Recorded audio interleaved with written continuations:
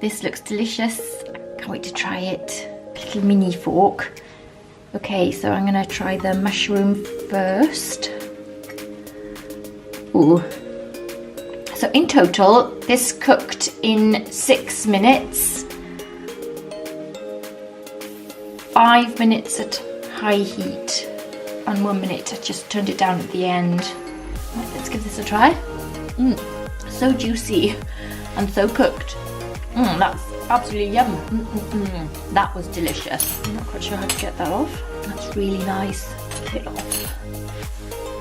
That's really good. Okay, let's see what this tastes like. The zucchini or courgette. Beautifully cooked. Very nice, very soft, but my favourite so far are the mushroom and the corn on the cob. That's very nice. Eggplant or aubergine. See what this tastes like.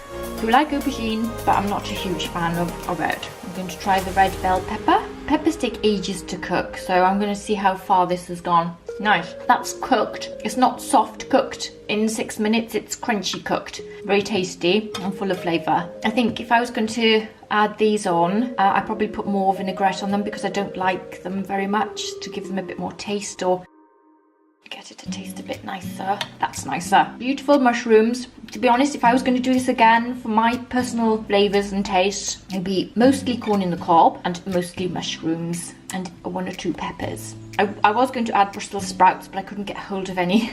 That looks scorched, but if I can just show you on the one here, that is actually soft. It's beautiful. It's got like a nice grilled taste to it. Thumbs up, very good with the vinaigrette. Yeah, I would definitely put something on this, olive oil or some sort of flavouring with it. But it did cook really quickly.